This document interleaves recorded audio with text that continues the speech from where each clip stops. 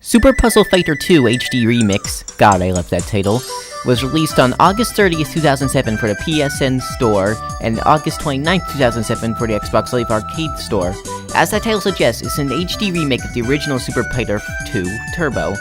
Now the introductions are out of the way, let's get into the meat of things. It's Puyo Puyo Pop. Puyo Puyo Pop is fun. Review over! Okay, I'm not allowed to just end things there. Let's see if I can stretch this thing out to 10 minutes long. The player controls pairs of gems and drops them into a 12x6 pit. The only way to make gems go away is to drop a crash gem of the same color onto them. Of course, just getting rid of gems isn't enough to win. The real challenge to the game is your opponent. The only way to win is for your opponent to lose. How do you make them lose? By getting rid of the gems on your side, of course. You see, eliminating gems causes garbage gems to appear in your opponent's pit. Not only do garbage gems completely disrupt strategy, but they can't be destroyed for a set number of turns. Of course, your opponent can also make garbage blocks, so be cautious of any large piles. It only takes one bad move by your opponent to make your huge pile into a huge problem. So now that I've explained the rules of Puyo Puyo Pop, what sets Super Puzzle Fighter apart from other Puyo games? Well, not much really. The main selling point of the game is that it has characters from the Street Fighter and Darkstalkers franchises. I guess that's an okay incentive to play if you're a fan of those franchises like I am. I have to admit, the chibi versions of these characters are adorable, and the soundtrack is extremely bouncy with remixes of the famous songs from the Street Fighter and Darkstalkers franchises. The main mode of the game is arcade mode, where you go against each one of the other playable characters. Once you reach the end, you get to go against the one, the only, greatest puzzler in the world, Dan Hibiki! But then this Akuma dude knocks him away and you have to fight him. The game also has an online and a local multiplayer. Sadly, I couldn't get any footage of either because the online is dead, and in order to play local, I would need actual real-life friends. The game is only $10 on PSN, and I think it's worth that small price tag. It's another version of Puyo Puyo that's main selling point is that it has Capcom characters. It's worth a small price tag and nothing more. You know, seeing these fighters go against each other while I play Puyo Puyo puts me in the mood to play an actual fighting game. So you know what? Time for a bonus round of a Sonic the Fighters review.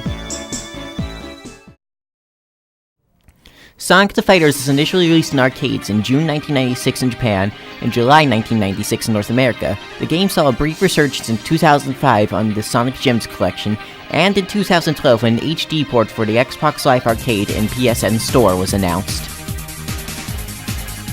The devious Dr. Robotonic has built the Death Egg Mark II. Wait a minute, the game introduced a second Death Egg? Damn it, Sonic 4 isn't even original in that. Anyway, in response to Robotonic's plans, Tails builds a spaceship called the Lunar Fox. However, the Lunar Fox only has one seat and needs 8 Chaos Emeralds to power up. Since everyone wants to beat up Robotonic, Sonic and his friends hold a fighting tournament and fight each other. Winner gets the emeralds and a chance to beat Robotonic. Nice to see that Sonic and his friends will turn against each other on the turn of a dime. Oh, how to describe Sonic the Fighters. It's styled after a Virtua Fighter, that much is pretty obvious. The game revolves around 3 buttons: punching, kicking, and blocking. The game features a relatively small cast of 12 characters, features the fan favorites Sonic, Tails, Knuckles, Amy's, Eggman, and Metal Sonic, but also has more obscure Sonic characters like Espio and Fang the Sniper. New to Sonic the Fighters are Bean the Dynamite, this bird, green thing that throws dynamite, and Bark the Polar Bear, a heavy-hitting, slow-moving polar bear, and Honey the Cat. Honey is based off a character of the same name from the Fighting Vipers series. Everything here is good in theory, but everything feels stiff.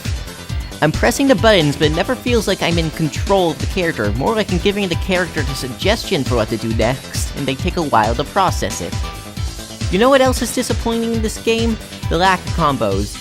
All the attacks are very basic, and there is almost no potential for combos. Not that it would matter if you would do combos, all health bars empty ridiculously fast. Seriously, what's the point of a heavy-hitting character like Bark the Polar Bear if every character can decimate the opponent's health bar in only a few attacks? Sonic the Fighters is available on PSN and Xbox Live Arcade for about $5. But honestly, I can only recommend this game to people who are wanting to complete a collection of all Sonic games. The stiff controls and lack of combos make it impossible for me to recommend this to the regular customer who's looking for a good fighting game. Sorry, Sonic Fighters, it's clear you tried, but you just didn't succeed. You know, complaining about a mediocre Sonic game puts me in the mood to play an actually good Sonic game. Next week.